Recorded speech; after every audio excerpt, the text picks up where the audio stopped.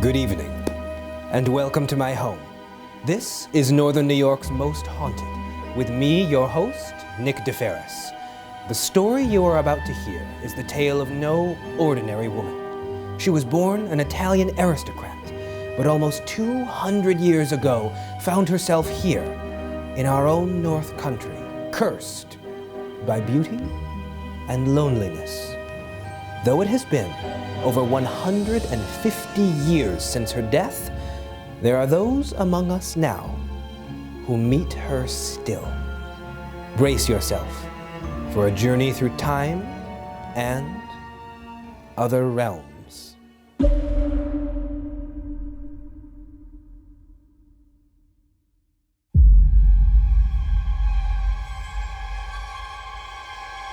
There have been reports of a ghostly white figure coming down the stairs carrying a candle. I don't like going upstairs. I won't go upstairs alone. I don't know. As soon as I open the door, it's like I shudder and I get goosebumps.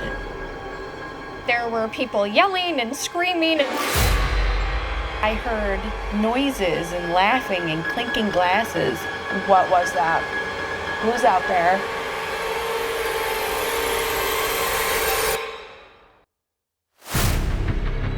There were some young boys that reported a ghostly blue light. She was going down the stairs off the kitchen and then she just disappeared.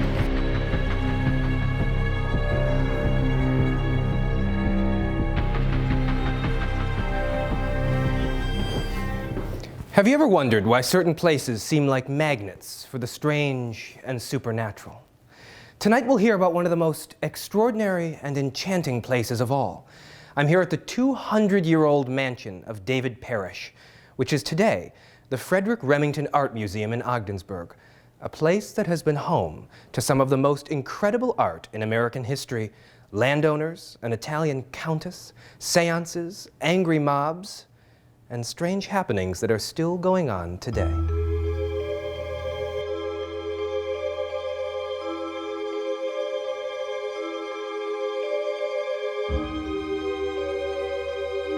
In 1922, the house had been sold. It was no longer a residence. It was becoming the Frederick Remington Art Memorial. So it's not only the beginning of our museum as we know it today, but it's the beginning of the ghost stories. That is one of the earliest accounts that I can find where probably in the evening, a gentleman came up to the front window, pressed his face against the glass, and what he saw coming down the staircase was a ghostly white figure, apparently holding a candle. And just who is the specter looming over the mansion? Well, according to some, it's none other than Madame Vespucci, a direct descendant of one of the most famous Italian explorers of the Renaissance. It's said she still walks the halls centuries later, captivating us with her strange story of love and loss. But how she got here, and why she stays, is a tale as mysterious and alluring as the woman herself. We have our resident famous ghost, America Vespucci. And the story, the legend goes with her, is that we have George Parrish up here in Ogdensburg, and probably down somewhere near Washington, D.C., we have John Van Buren, who is the son of President Martin Van Buren. And America Vespucci was his mistress. And so those two, John and America, traveled from down there up to a small town called Evans Mills in the North Country here. And here they stayed at a small tavern that happened to be the same tavern that George Parrish was traveling to. And there was a horrible snowstorm that night. And to pass the time, George and John decide to start a card game. And so America is looking on and watching, and she's watching John put more money into the pots, and he's losing his money. He's losing to George, and he actually lost all of his money, and the story goes $5,000 in land titles as well. So he's not having a good evening. And one final last-ditch effort to win the game, he actually puts up as collateral America herself. And John loses that hand. So George reportedly won her in a card game. America ended up coming with George Parrish up to this mansion here. That made her hated in her community. And you have the fact that you have this beautiful woman living unmarried with a man. And, you know, obviously this is the 1830s, so that's very scandalous. Don't touch that dial. Northern New York's Most Haunted will be right back after a word from our sponsors. And so it was that the son of a president lost an Italian countess in a card game, leaving her stranded in the North Country, some say, forever. But you don't have to take my word for it. The uproar over Madame Vespucci and her ghost has been going on for decades.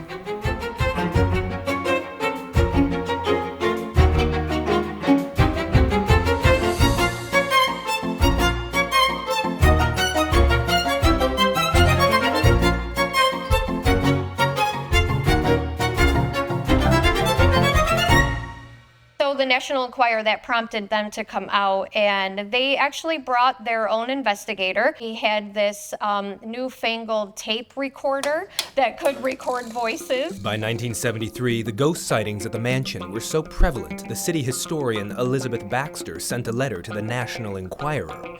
Her hope was not to find the ghost, but rather dispel the legend entirely. According to Miss Baxter, the ghost is a cheap publicity, very damaging to the Remington Art Museum and therefore to the city of Ogdensburg. Unfortunately for Miss Baxter, even the National Enquirer was not able to disprove the lingering existence of Madame Vespucci. By the 1970s, the Madame herself was the hottest ghost around.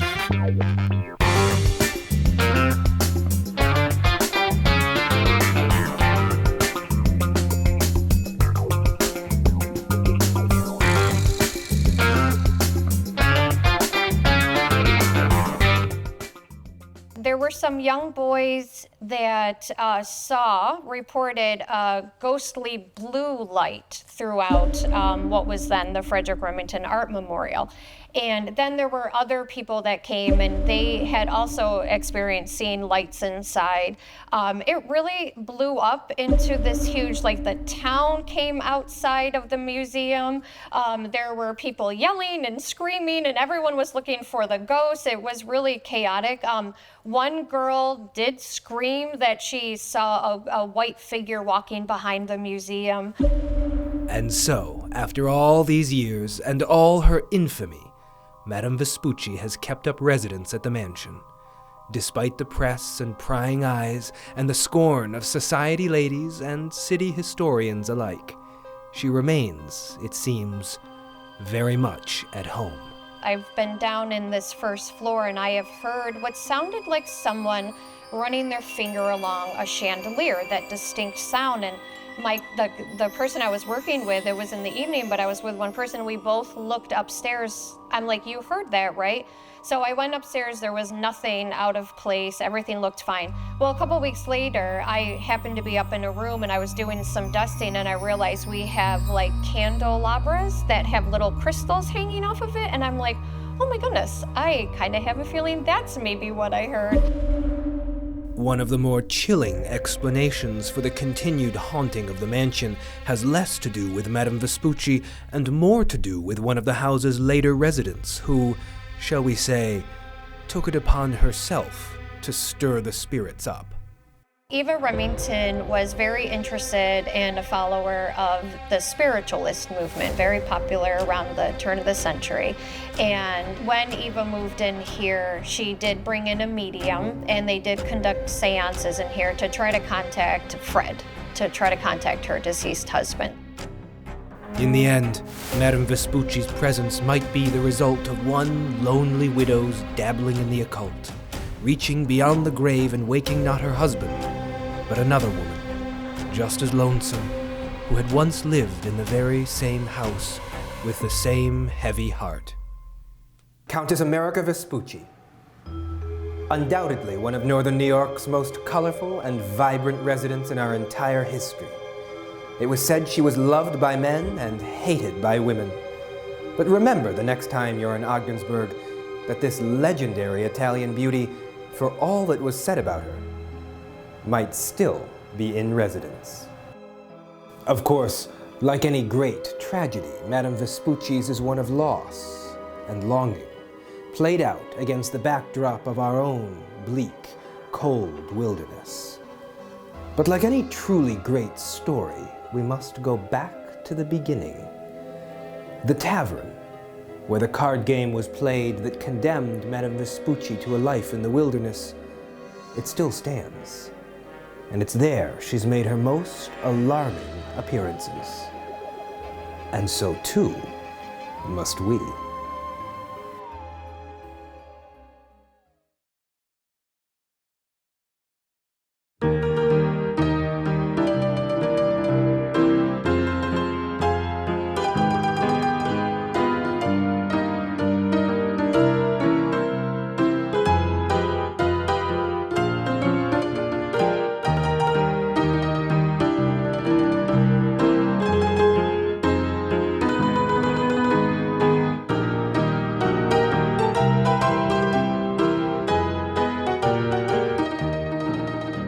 On a winter's night in 1841, 3 travelers were snowbound at this wayside inn in Evans Mills.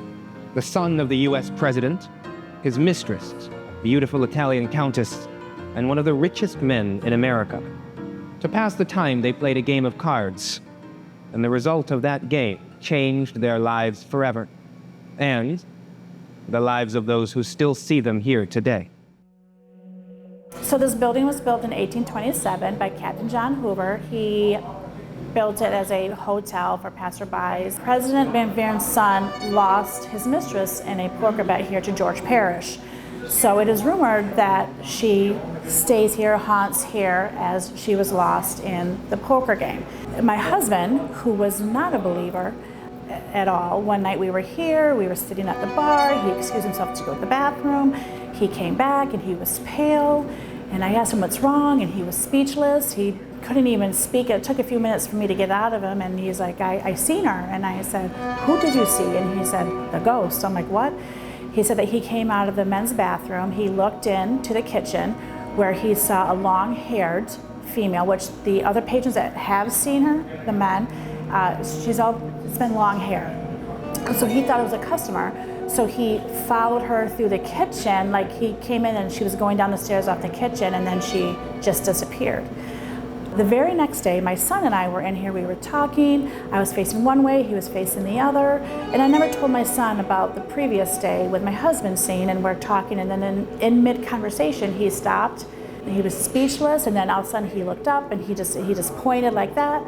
And I turned around to see what he was pointing at, and it was gone. When I looked, and he said, I seen her. And I said, who did you see? He's like, a woman. He's like, it was a ghost. She had long hair. And I never told him about the day before. Perhaps a spirit can haunt more than one place, for the John Hoover Inn lays claim to more sightings of Madame Vespucci than any place on earth. And some of the strange happenings have kept even the most stalwart patrons on the very edge of their bar stools. I don't like going upstairs. I won't go upstairs alone. The only time that it was frightful is it was a Sunday. I went and grabbed a beer, came here to the register. All of a sudden that TV kicked on, just started swinging. Never turned off, never unplugged. And there was a full bar. It took 3 men to put that TV back up on top of the cooler. And I mean, other than that, I mean, just little things like stools falling, things come up missing, things just happening that can't happen, or that shouldn't happen. Shouldn't happen? Perhaps. But they do. They happen so often, in fact, that whatever's happening at the John Hoover Inn is known to answer from beyond. It was New Year's Day, slow, so we closed about 9. I was in the kitchen, our bartender, and then one of our locals. And so we thought we'd ghost hunt after we closed. I was videotaping the bartender who had her app up, and then she tells it to make a noise. And then you hear a big bang, and it scared us, and yeah, we left after that. It was bad. Yeah, that was scary, yeah. It seems whatever or whoever is lingering on at the old inn is all too aware of our presence. But perhaps, just as the footage shows, they enjoy all the attention. And you you knock on something and make a noise?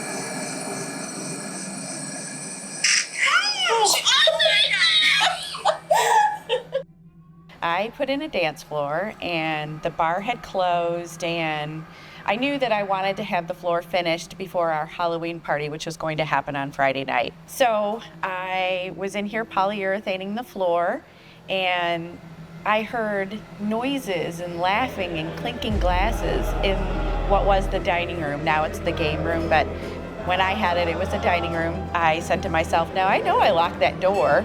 So I went there and looked, and of course there was nobody there, and the noises just stopped.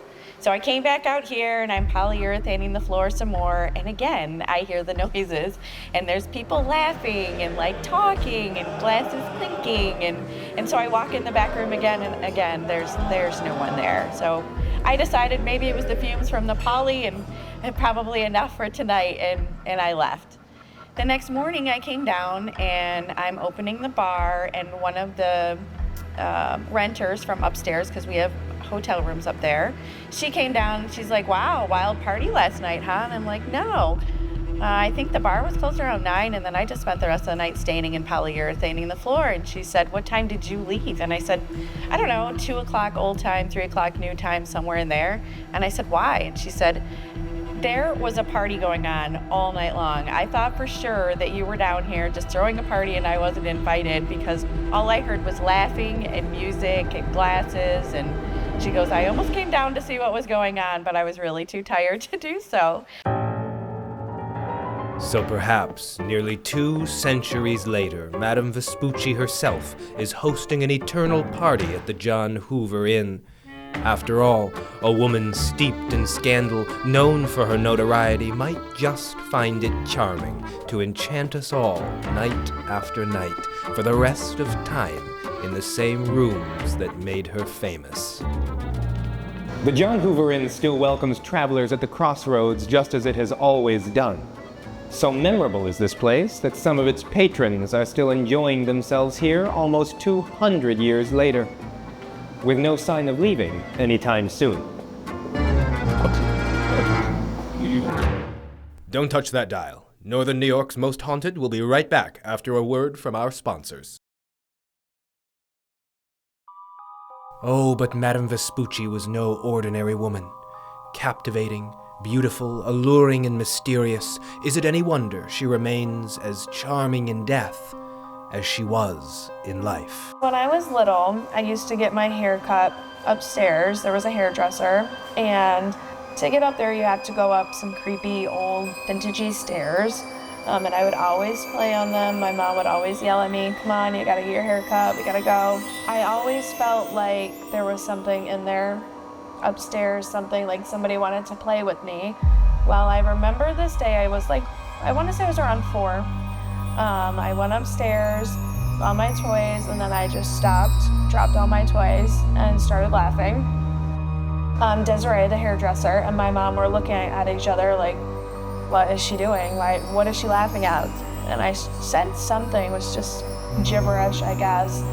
And the hairdresser, Desiree, pulled me in and pulled my mom in, and she slammed the door, locked the door, and she goes, what was that? Who's out there? Then when I was walking out, I said, bye, Mary. And my mom said, who's Mary? I said, she's my friend. And just kept walking. She was everywhere. She had long, long, long black hair, and her face was really skinny. She was very pale, and she always wore a light pink dress that went all the way down to the floor. My mom always said when I was talking to Mary, I was laughing, and I was happy. And the name? Mary? How was a 4-year-old girl to know that Madame Vespucci's name wasn't actually America? She took that name only later to honor her most famous ancestor.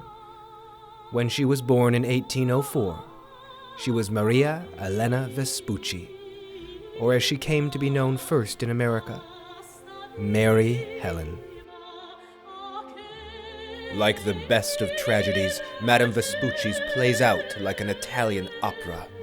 Those of us who have called the North Country home have each of us played our part over the years as the villains, heroes, and onlookers of her story, and above it all, like a glorious aria, Madame herself dazzling us to the end.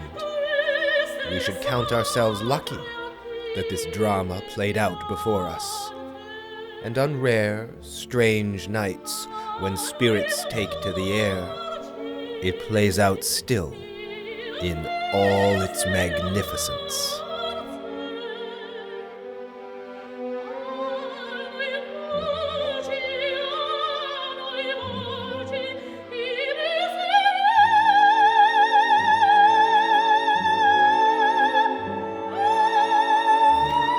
And so Madame Vespucci has risen from the grave to tell her story for another year. But we would do well to remember, here in the North Country, strange things do happen on cold winter nights around a card table, things that tend to linger. And here, often buried just beneath the snow and ice, are many other strange tales of the peculiar and the unexplained, waiting to be unearthed. But those are stories for other nights.